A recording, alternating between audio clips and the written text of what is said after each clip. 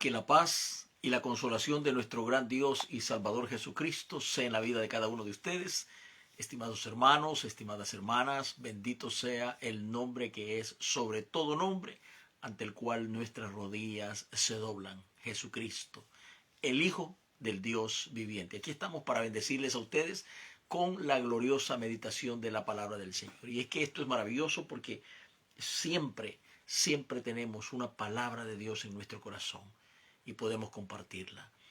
De verdad, le digo que Dios es bueno, es misericordioso, es clemente. Su palabra dice que es lento para la ira y grande en misericordia. Sea bendito el nombre del Señor Dios Todopoderoso, porque no hay Dios como Él, es maravilloso, Él es grande. Quiero reflexionar en la palabra del Señor Dios Todopoderoso, en algunos versículos que son, se puede decir, versículos favoritos de la palabra del Señor. Y es maravilloso nuestro Dios. Esta es una porción en el libro de Zacarías que siempre me ha impactado y quiero compartírsela a usted en esta tarde. Bueno, para nosotros son las 7 de la noche acá. Para ustedes con toda seguridad posiblemente sean las 9 de la noche en todo el área de Centroamérica. Pero bendito sea Dios que Él en su amor y en su misericordia nos guarda. En el libro de Zacarías hay una porción maravillosa en el capítulo 14 y el versículo 12. Dice este versículo, que es el verso 12. Y esta será la plaga con que herirá Jehová a todos los pueblos que pelearon contra Jerusalén. La carne de ellos se corromperá estando ellos sobre sus pies, y se consumirán en las cuencas sus ojos, y la lengua se deshacerá en su boca. Bendito sea Dios. En una oportunidad alguien me preguntó, no sé si lo hizo por curiosidad o tal vez por provocarme, pero me dijo: ¿usted cree que un Dios tan amoroso, un Dios como ustedes lo mencionan, un Dios tan grande, tan poderoso, lleno de piedad sobre la vida de sus criaturas, va a ser capaz de hacer una cosa tan terrible como esta? Y le dije, si comparáramos lo que Dios quiere hacer, y va a hacer naturalmente, con lo que nosotros los humanos hemos hecho en contra de Dios, naturalmente somos nosotros estamos más alto en nuestras maldades y en nuestras iniquidades que Dios en su amor y en su misericordia. Porque este Dios maravilloso nosotros lo hemos juzgado mal, lo hemos interpretado mal. Hemos hecho de este Dios un espectáculo. Hemos hecho de este Dios un circo, un show.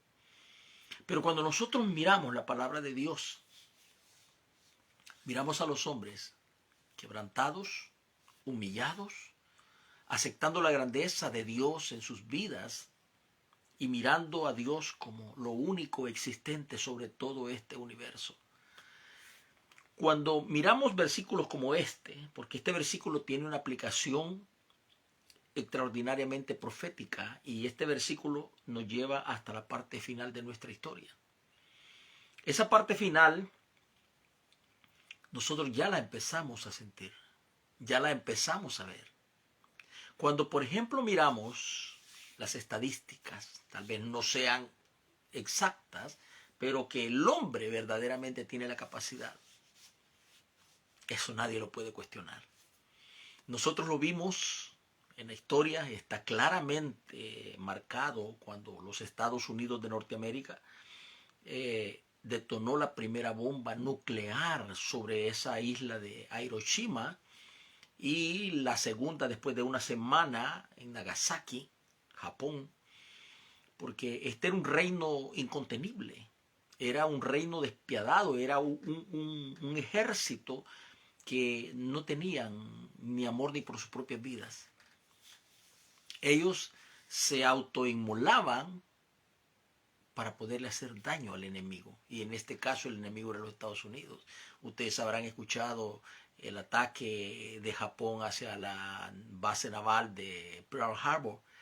Esto es algo impresionante porque pues ahí murieron miles y miles, docenas de seres humanos que estaban bastante distraídos Y naturalmente, pues Japón realmente en ese momento era un reino incontenible. Y la historia dice que los Estados Unidos todavía no tenía esta bomba preparada, no la tenía. La tenía, se puede decir, en un 85, en un 90% lista, pero le hacían falta muchas cosas. Así que cuando llega ese momento de que los Estados Unidos dicen, bueno, vamos ahora a hacer esto. Si fallamos, vamos a ver de qué manera mentimos, y si no, pues esto nos va a brindar la oportunidad de ser la nación más poderosa sobre la faz de la tierra. Y así fue. Cuando leemos la historia completa de cómo el capitán Tibet, que va manejando el Enola Gates, ese avión antiguo donde los ingenieros, los técnicos van terminando de darle, se puede decir, los toques finales a la bomba, al famoso little boy, o sea, al muchacho gordito, como dicen allí, que la apodaron la primera bomba nuclear. Y ellos ni idea tenían, eso es lo que dice la historia, ni idea tenían de cómo iba a reaccionar este artefacto, más no tenían una idea clara de cómo iba a reaccionar. Así que cuando llegue el momento y ellos están listos y sueltan aquel artefacto, la historia dice que tanto el capitán que guiaba la nave como la tripulación se quedaron pensando cómo será, cómo reaccionará, qué es lo que hará, ¿sí? A cuántas personas destruirá. Y cuando aquel artefacto explotó en el corazón de esta población, el avión se estremeció, que prácticamente casi se derriba del gran impacto, porque si usted quiere ver cómo funciona una explosión nuclear, de esas, se puede decir, esas explosiones que sucedieron antes, no las de ahora, porque en el día de hoy no hemos experimentado un poder atómico como el que verdaderamente está profetizado en la Escritura. Entonces, si esta bomba, cuando cayó a tierra, mató a más de 80,000 personas de un solo impacto, eso es lo que dice la historia. Más de 80,000 personas, aparte de los que quedaron heridos, aparte de los que fueron muriendo en el transcurso de los días, los meses. Una semana después, los Estados Unidos lanza otra bomba nuclear sobre Nagasaki. Otra cantidad de muertos, 60,000, 70,000 muertos de una sola vez. Ahora Japón se encuentra prácticamente con las manos en alto. No hay opción.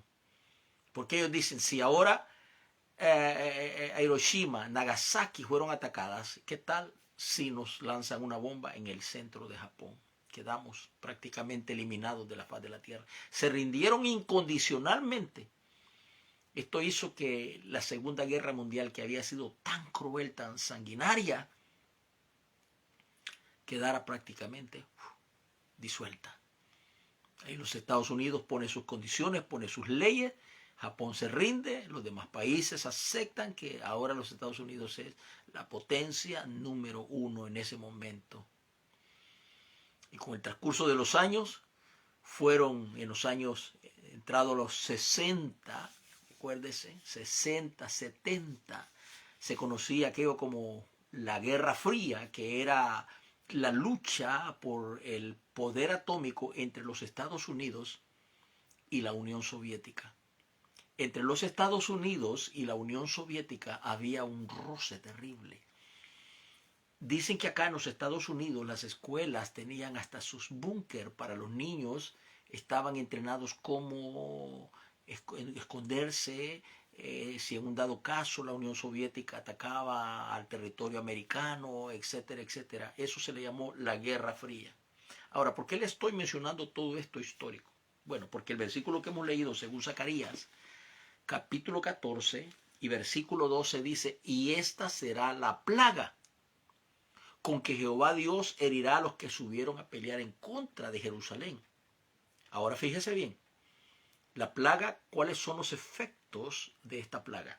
Dice, estando ellos en pie, y se refiere específicamente a la barbaridad, como lo describe el apóstol Juan en Apocalipsis, de hombres que van a cruzar la mitad del mundo para ir y ubicarse en lo que se conoce en Israel como el Valle de Megiddo, el Valle de Josafat, lo que conocemos como el Armagedón, ¿sí? Es esa planicie que cuando miramos los videos, hasta donde la vista alcanza, es una planicie que ahora alberga lo que aquí diríamos ranchos, allá se llaman kibutzim, o sea, haciendas, en donde una vez más el cumplimiento de la palabra de Dios es real. El desierto floreció. De aquellos cultivos, de todo tipo de vegetales, frutas y todo, viñedos, hasta donde la vista alcanza, el famoso Valle de Josafat, el famoso Valle de la Decisión. Dios ha establecido un momento tan especial en el cual, de acuerdo a lo que dice Ezequiel capítulo 38, dice que Dios con garfios, o sea, como ganchos, como anzuelos, dice que meterá sus garfios como gancho y dice que sacará a Gog y a Magog, ¿sí? A Gog y a Magog, ¿sí?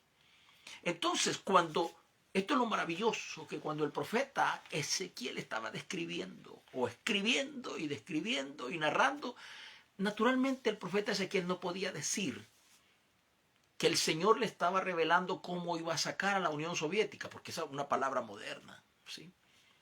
Esta es una palabra moderna del tiempo en que la famosa Rusia, ¿sí?, empezó después de la Segunda Guerra Mundial a repartirse territorio, a invadirlos prácticamente, Yugoslavia, Ucrania, Polonia, etcétera, etcétera, y boom, boom, boom, anexando países a la fuerza, a la brava. Y esto es terrible, porque los mismos pobladores dicen que cuando llegaron las hordas rusas a tomar control de los poderes del gobierno de cada nación, les imponían a la fuerza su idioma ruso. Nadie podía hablar su idioma, sino que tenían que aprender el ruso para poderse comunicar en ruso. Mire qué extraordinario esto. Al punto que estos pueblos fueron esclavizados. Por eso se llama Unión de Repúblicas Soviéticas Socialistas, URSS, ¿sí? Entonces, este territorio, el profeta Ezequiel lo vio en la visión maravillosa y le llamó la tierra de Gog y Magog, ¿sí? La historia de la formación de Rusia es muy bonita, porque la historia dice que habían pueblos, eran pueblitos, aldeas, pueblitos, no había un gobierno sólido, un gobierno central. Cada tribu peleaba por sobrevivir y peleaba contra la otra tribu, se destruían, se hacían acá y todo para poder sobrevivir, o sea, no había un control. Pero dice la historia que habían una tribu que se llamaban los varegos, y esta tribu era tan terriblemente horrible, prácticamente eran unas bestias con cuerpo humano. Dice la historia que sus ojos estaban hundidos, bien hundidos, prácticamente allá en lo profundo, en el hueco acá, se les miraba solamente el puntito de los ojos. Los pómulos estos de la mejilla estaban abultados, era como si ellos tuvieran una calavera y su pelo largo. Dice que estos hombres, esta tribu, nunca se bajaban de los caballos. En los caballos hacían sus necesidades fisiológicas, cargaban un montón de digámosle, las tazas en las que tomaban sus aguas, eran los cráneos de los pueblos que ellos conquistaban. Los partían y los andaban como trofeo ahí colgando. Era una tribu que la gente se derretía de terror cuando los miraba llegar a su territorio. Y prácticamente nadie los podía vencer, nadie. Pero en una de esas tribus, ¿verdad?, había una tribu que se llamaban los Ruris. Y allí había un hombre que ese era su nombre original, Ruris. Y él era un tremendo guerrero y había enseñado a su pueblo a ser guerrero. Al punto que este hombre Ruris fue el único que no tuvo temor de esta tribu. Los atacó hasta que los eliminó de la tierra. Entonces todos aquellos pueblos vinieron y lo alabaron. Todos aquellos pueblos vinieron y le dijeron: tú eres nuestro rey, nuestro gobernante y todo. Y fue allí donde se empezaron a formar las primeras leyes en Rusia. Al punto que llegó a crecer, a crecer, a crecer, y bueno, llegamos a la época de los zahares. Esos zahares, que ese zahar, el último, fue derrotado en 1908, si no me equivoco, 1917, en Rusia, donde él y su familia fueron sacados frente al palacio y ahí fueron eliminados, ¿verdad?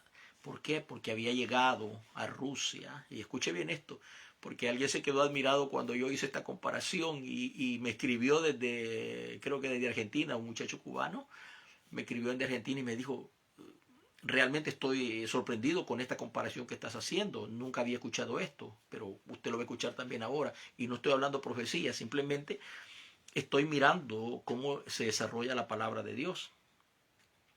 Entonces, en esa época, Rusia era un pueblo, digamos, gobernado por un emperador, llamémosle así. Se llamaba Zar, pero era un emperador que controlaba todo, todo, todo, todo el pueblo lo tenía que sostener y él daba órdenes al pueblo, etcétera, etcétera.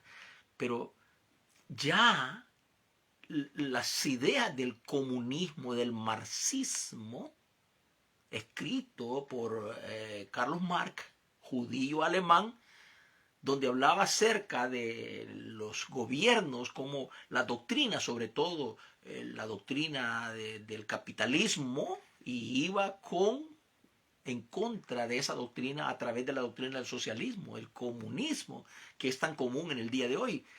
Entonces, ¿qué sucedió? Allá había un hombre dentro de Rusia que era, se puede decir, un hombre que quería cambios y todo, Vladimir Ilyich Lenin. Ya ve, con nuestros pueblos, en nuestros países, ¿verdad? ¿Cómo lo conocíamos? Lenin, Lenin, Lenin y todos. Entonces, ahí nosotros podemos ver que este hombre, cuando el zar se dio cuenta que este estaba tratando de formar una revolución, lo persiguió y tuvo que huir al extranjero. Y desde allá del extranjero, él a través de su gente le hacía la guerra al zar. Pero llegó ese momento en el que ya él había levantado al pueblo. Y entonces, ¿qué sucedió? Fueron, tomaron el control, ¿sí? Y derribaron al zar y en ese momento el comunismo se establece en Rusia. Ahora, la gran pregunta es esta. ¿Por qué el comunismo no se estableció, no nació en China, en Pakistán, en la India, en Hong Kong, en otras partes del mundo? Esa es la gran pregunta. ¿Por qué tuvo que ser allí? Ahora, venga, y le voy a mostrar. El capítulo 9 del libro de Apocalipsis, si usted va y lo busca, se va a dar cuenta que en el capítulo 9 hay una manifestación tremenda. Dice el apóstol, y vi una estrella que descendió de los cielos, ¿sí? La cual tenía la llave del pozo del abismo, ¿sí? Y dice, y esta estrella abrió con esa llave el pozo del abismo, se lo estoy parafraseando el versículo del capítulo 9 de Apocalipsis, y dice, y del pozo del abismo salió como humo, langostas, dice, sobre la tierra. Y estos animales, estos seres espirituales que salieron del corazón de la tierra, recibieron una orden. No destruyan la vegetación, no destruyan la hierba de la tierra, solo torturen al hombre. Ahora, ¿habrá algún acontecimiento en la tierra entre 1908 y 1917? Sí, hay un acontecimiento.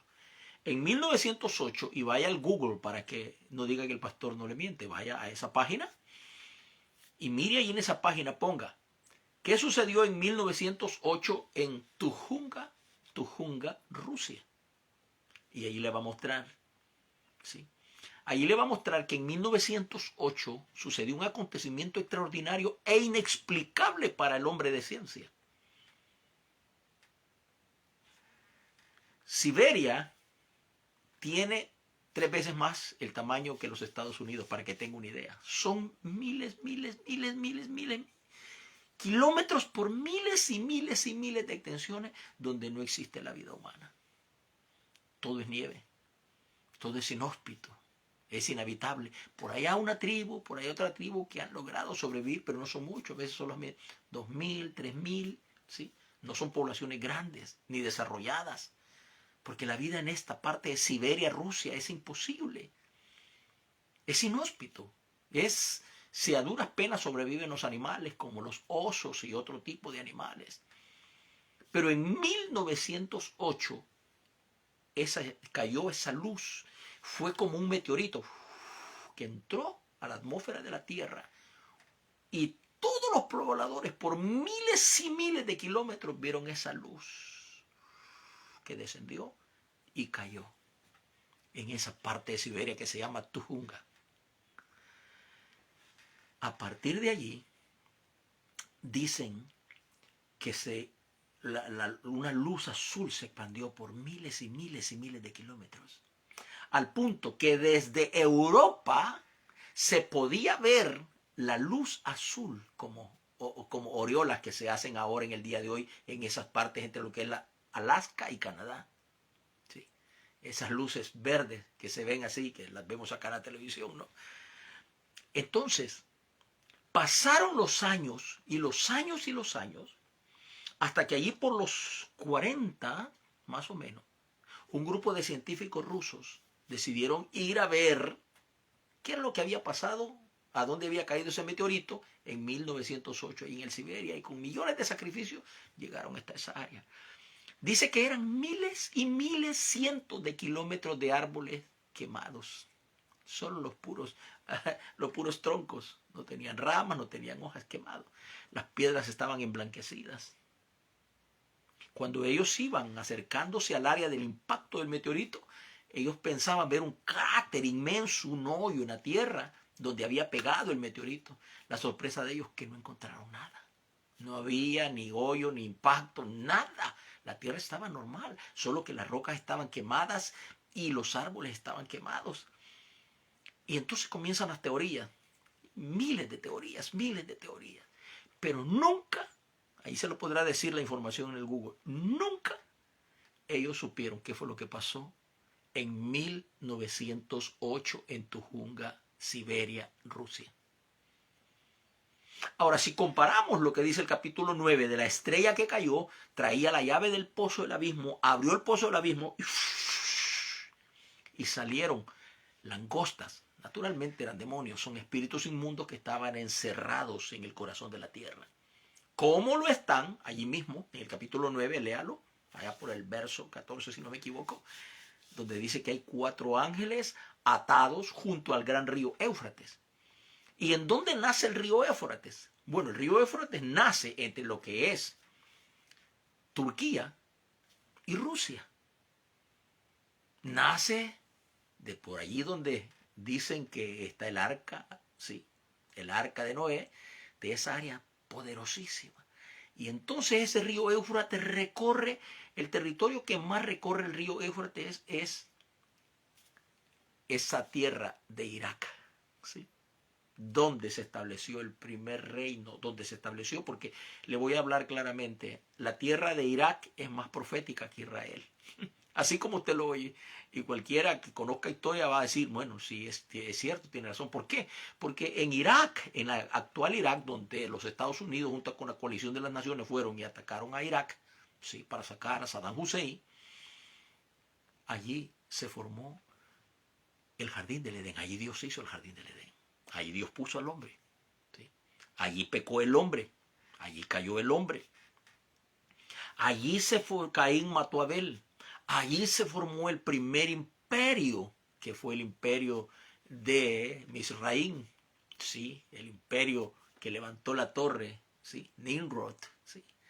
Y fue una torre abominable ante los ojos de Dios, ¿cierto? Y allí se expandieron los idiomas. De allí, de la tierra de Irak, salió Abraham, de la tierra de Ur, de los caldeos, que es lo mismo Irak, ¿sí? ¿Entiende? O sea, para que tenga una idea, que la tierra de Irak es profética. Y el río Éufrates todavía cruza todo el territorio de Irak. ¿En dónde desemboca el río Éufrates? En el estrecho de Hormuz, en el Golfo Pérsico. Ahora, para que tenga una idea, dice, y están atados los ángeles junto al río Éufrates, o sea, en donde desemboca el río Éufrates y cae al mar. Allí hay un lugar donde esos ángeles están atados, ¿sí? Ahora, la gran pregunta es, ¿quiénes son? Yo no los conozco por nombre, porque a mí no me da ningún nombre. Sería fantasioso de mi parte decirle a usted, sí, se llama fulanito, fulanito. No, no, no, yo no puedo hacer eso. Pero la gran pregunta que surge en nuestras mentes es, ¿quiénes son? ¿Por qué están atados allí? Bueno, en primer lugar, voy a hablar claramente de acuerdo a lo que la misma Escritura dice. El apóstol Pedro dice una cosa bien importantísima, un verso muy importante. El apóstol Pedro dice que Dios encerró en prisiones de oscuridad a los ángeles que pecaron contra él y los ha reservado para el día del juicio. ¿Sí? O sea, en otras palabras, quiere decir entonces que lo que el capítulo 9 enseña de esas langostas que salen en medio del humo y todo del corazón de la tierra, son demonios saliendo de la tierra hacia la superficie, de lo profundo de la tierra hacia la superficie. Los 4 ángeles que están atados junto al río Éufrates son los ángeles más poderosos. No más poderosos que Cristo. Pero esos ángeles, si estuvieran sueltos, usted y yo no existiríamos. Porque ellos hubieran destruido todo. Toda la evidencia y los rastros de Dios. Hubieran destruido todo. A Dios no lo pueden destruir porque Él es el Todopoderoso. Y por eso están atados ahí, porque el único que los pudo atar fue Dios. Dios sabía perfectamente que si esos ángeles seguían en libertad, el hombre no sobreviviría. Es aquí donde podemos ver el amor de Dios. Alguien me preguntó, y bueno, voy a traerle otra pregunta que alguien me hizo, y me dijo, pastor, ¿para usted existieron los dinosaurios? Y yo le digo, ¿por qué me hace esa pregunta? Y dice, no, porque pues son cosas, ¿verdad?, que tenemos que preguntar. Yo le dije, sí, existieron. Me dice, deme una evidencia bíblica. Y le digo, vaya al libro de Job y mire 2 animales que no existen en la tierra. Behemoth y Leviatán. Léalo despacito y me dice si hay algún animal, hoy en la actualidad, que se conozca, que el hombre conozca, que echaba fuego por su boca. Y dice que si usted se acercaba, su existencia se terminaba. Habitaba en lo profundo de los mares. ¿Sí? Leviatán, Behemoth. ¿Sí? O sea, ¿por qué aparecen esos 2 animales dentro de la Escritura? Son animales prehistóricos. Hablándolo en términos de creación, Dios los hizo primero a ellos. En el día 6, los animales fueron creados primero. Y después de que Dios creó a los animales, Dios hizo a su máxima creación, que es usted y soy yo. ¿Sí? Allí es donde la Escritura dice, cuando Dios hace al hombre a su imagen y semejanza, dice, y vio Dios que era bueno en gran manera. Cuando creó todas las cosas, dice, y vio Dios que era bueno. El día 1, el día 2, y vio Dios que era bueno. El día 3, y vio Dios que era bueno. ¿Comprende? Pero cuando llegó a la creación del hombre, y vio Dios que era bueno en gran manera. O sea, porque Él puso vida de Él en nosotros. Sopló aliento de vida. Todos los seres humanos tenemos una partícula, llamémosle así, de Dios en nuestro ser. Lamentablemente la mayoría prefiere vivir como cerditos, como animalitos, sin darse cuenta que dentro de sus cuerpos llevan una partícula de Dios. Y Dios entonces, por eso llama al hombre, dice, ven, acércate a mí, para que no se pierda lo que yo puse en ti. Es maravilloso, nuestro Dios es extraordinario. Entonces, volviendo a este punto del capítulo 9, ¿qué significa eso? Que el comunismo es una doctrina infernal. Usted ve lo que está pasando en los países aquí de Latinoamérica. Usted mira Cuba. Usted mira Venezuela. Mire todo el escándalo que hay ahora en el día de hoy, Venezuela. ¿Por qué? Porque el gran famoso Hugo Chávez, tremendo demonio encarnado, un día se atrevió a desafiar a Dios y maldijo a Israel. Israel, te maldigo desde mis entrañas, te maldigo, Israel. Pobrecito el hombre, tan ignorantito, que no sabía ni que ya estaba firmando su muerte. Yo estaba viendo en ese momento la televisión cuando el tipo en las noticias estaba saliendo que él estaba maldiciendo a Israel. Y yo dije en mi corazón, y tengo algún cassette grabado, los hermanos que estaban conmigo en la iglesia, ese domingo les predico y les digo, solamente va a durar 12 meses la vida de Hugo Chávez. Yo no soy profeta, ni estoy pretendiendo, perdónenme, no estoy pero simplemente lo sentí en mi corazón. Y el hombre vivió 13 meses. A los 13 meses partió de esta tierra directamente a la condenación.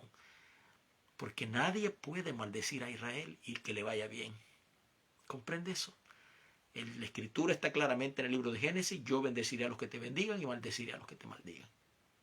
Este Dios no tiene juegos con nadie. Este Dios, quebramos su palabra y estamos directo a la condenación. Desobedecemos su voz y estamos perdidos en la oscuridad más profunda. ¿Sí? Así es de que, si comparamos el capítulo 9 con los acontecimientos de 1908, y el comunismo en Rusia se establece en 1917, lo que le llamaron la guerra bolchevique, o sea, la guerra del pueblo en contra del gobierno establecido. ¿Sí? Sacaron al zar, lo pusieron frente al palacio, y boom, boom, boom, boom, lo fusilaron a él y a toda su familia. ¿Qué le parece? Y a partir de allí comienza aquella revolución a crecer. El comunismo es como el cáncer. Una célula, cuando se lastima, la célula, para poder crecer, se va multiplicando, el cáncer, y va multiplicándose. Por eso el cáncer es tipificado como un cangrejo que va, come, ¿cierto? Entonces, para que el comunismo, la doctrina del socialismo, el marxismo, el leninismo, pueda triunfar, tiene que ir agarrando, ¿sí? Y esa es la idea del comunismo. Se establecieron en Cuba, luego había que establecerse en Bolivia, donde murió el famoso Che Guevara, el argentino Che Guevara, ¿sí? Y luego, quisieron llegar a la República de El Salvador, les fue bastante mal. Bueno, tuvieron una guerra de 12 años tratando de implantar el comunismo, se murieron más de 80,000 personas y pues al fin no lo pudieron implantar. Lo quisieron hacer en Nicaragua. Bueno, en Nicaragua está implantado. Y yo quisiera que los que somos salvadoreños hiciéramos esa diferencia entre lo que es un despotismo, como lo que vive en Nicaragua. Yo conozco a un pastor, bueno, no lo he visto físicamente, pero conozco a su yerno. A él sí lo conozco desde que era un niño. Este muchacho se casó con una muchacha nicaragüense, se la trajo para El Salvador, están sirviendo los dos en una iglesia allí en El Salvador. Y el papá de esta muchacha ha sido pastor durante toda su vida en Nicaragua. En una época, el señor, cuando era joven, participó en la política y llegó a tener buenos puestos en la política de Nicaragua. Cuando llega el sandinismo, el comunismo a Nicaragua y se establece, entonces Daniel Ortega mira a este señor pastor como un enemigo. Claro, no lo podía matar, no lo podía destruir directamente porque pues naturalmente no quería, ¿me entiende?, echarse toda esa crítica encima. Pero el gobierno estaba esperando el momento para darle el golpe a este pastor.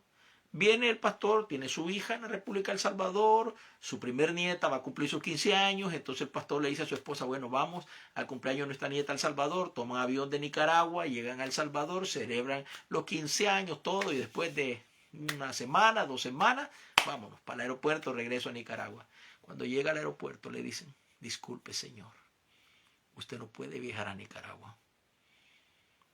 La frontera está cerrada para usted. No tenemos autorización de meterlo a usted en Nicaragua. El gobierno le ha cerrado la frontera. ¿Sabe cuántos años tiene el pobre anciano conjuntamente con su esposa? 6 años viviendo en El Salvador. Perdió prácticamente. Sus hijos no lo pueden venir a ver porque entonces también caerían en que le cierran la frontera. Mire cuántos gente que son enemigos del evangelio, del evangelio y del gobierno actual en la República del Salvador, salen de un lado para otro, tranquilos, llegan otra vez, nadie los arresta, nadie les dice nadie, aunque sean enemigos acérrimos del gobierno. Aquello se llama dictadura, esto no se llama dictadura. ¿Comprende? Tenemos que aprender a distinguir, tenemos que aprender a darle gracias a Dios si no lo hemos hecho, porque Dios nos ha dado a nuestro país un pequeño reposo. Esto no es permanente, un pequeño reposo, porque las fuerzas del mal triunfan. ¿Sí? ¿Por qué? ¿Por qué triunfan? Porque tiene que cumplirse la profecía. El versículo que yo le leí de Zacarías 14:12, nos muestra una guerra. Va a haber una guerra química. Y hasta el día de hoy, una bomba nuclear no produce estos efectos que usted mira acá en el libro de Zacarías, que la carne se le va a caer. Ahora, imagínese, ahora se lo voy a mostrar. Imagínese un soldado que está allí estacionado en el Valle del Megiddo, ¿va? Porque van a ser millones. Estacionado, ya están esperando la orden para atacar directamente a Israel y eliminarlo. De repente, esta epidemia cae sobre de ellos están parados y la carne se le empieza a inflamar.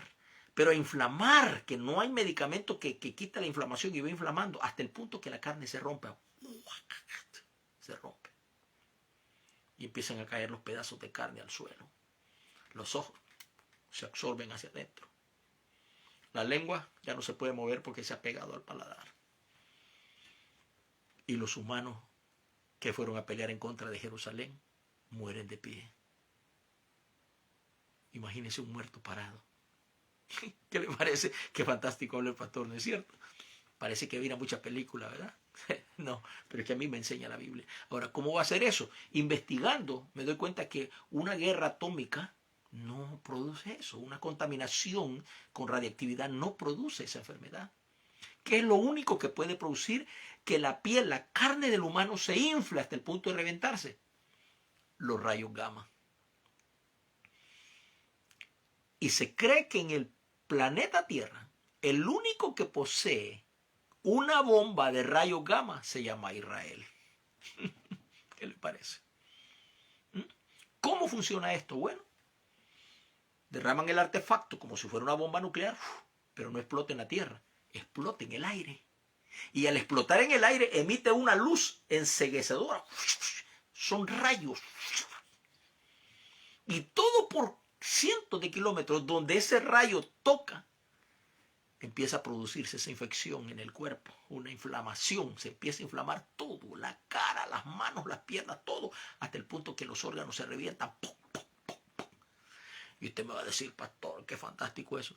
¿No ha ido usted por el Parque MacArthur, lo que vivimos aquí en Los Ángeles? La última vez que yo fui me quedé paralizado. Yo dije, ve, han puesto un montón de estatuas ahí. No, no eran estatuas, son los drogadictos. Aquellos que consumen esa droga tan maldita que se llama fentanilo. Les endurece los huesos y pueden estar pandeados así. Por horas y horas y horas hasta que se mueren. Se mueren de pie. Todos doblados, embrocados, todo porque los huesos se endurecen. El fentanilo es una droga infernal. Está matando a esta sociedad. Así que no es de dudar que cuando Israel, por tratar de defenderse, explota sus bombas de rayos gamma, ahí quedan eliminados todos los ejércitos rusos. Ahí muere Rusia. Ahí se le acaba el orgullito a Putin o al que esté en el poder. Ahí se acaba China. Ahí se acaba. Ahí se acaba todos los países que van a ir juntamente con Rusia. Aquí se los menciono de acuerdo al libro capítulo 38 del libro de Ezequiel. Dice que la casa de Togarma, ¿sí? La casa de, se lo voy a mencionar, Etiopía, se lo voy a mencionar por los nombres que lo conocemos ahora. Va a Alemania, la casa de los alemanes. Qué irónico, ¿no? Porque los alemanes casi destruyen a Israel en la Segunda Guerra Mundial y ahora van aliados juntamente con Rusia para atacar a Israel. No, esos alemanes son terribles, son terribles. Luego va a Etiopía, luego va a Turquía, ¿sí? Luego va a Libia, para que tenga una idea. Todas estas naciones se confabulan con Rusia para atacar a Israel. Y sáquele la historia y vea si estas naciones han sido amigas o enemigas de Israel a través de la historia. Enemigos mortales. Porque si usted, por ejemplo, pasa por Turquía, ¿qué hace Turquía en la actualidad? Turquía entrena a todos los dementes que llegan con la idea de prepararse y los preparan, les enseñan cómo usar las armas, bla, bla, bla, pum, y ya luego se trasladan ya sea a Palestina, a todos esos lugares para seguir combatiendo a Israel a través de Turquía, porque Turquía odia a Israel a muerte, ¿sí? Como Libia, ¿sí? Como los alemanes, la casa de Togarma. Entonces todos estos se confabulan con Rusia para ir a atacar a Israel y ahí son eliminados en el Valle de Megiddo. Eso es lo que se conoce como el Armagedón, donde los ejércitos enemigos quedan eliminados. Y eso va a ser muy pronto, muy pronto, muy pronto. ¿Por qué? Porque la profecía se está cumpliendo. Y una de las cosas que estamos viendo, que es el cumplimiento exacto de la palabra de Dios, es la terrible y desastrosa apostasía que está afectando a la iglesia del Señor. Después de esto, viene lo más terrible, lo más desastroso, porque lo que está haciendo la apostasía es sacándonos lo poco que tenemos en el corazón de Dios, sacándonos, sí, sacándonos, al punto que nos deja vacío. Porque hoy en día no sabemos ni en quién creer, ni quién está diciendo la verdad, porque pues Dios me habló, Dios me dijo, Dios me habló, Dios me dijo que te va a dar, Dios me dijo que esto y lo otro y lo otro. Entonces ya no sabemos a quién creerle, ¿verdad? Pero los que hemos creído en Cristo, no hemos quitado los ojos de Jesús, el autor y consumador de nuestra fe, nos mantenemos firmes, glorificando a Dios a través de su palabra, no vamos a movernos de ese lugar. Que Dios le bendiga, que Dios le guarde, es el deseo de mi corazón, que la paz de Cristo inunde su ser a pesar de sus luchas y de sus pruebas en este año que recién estamos comenzando. Bendito sea el nombre del Señor. Gracias a todos y cada uno de ustedes, que Dios me los bendiga, es el deseo de mi corazón. Amén.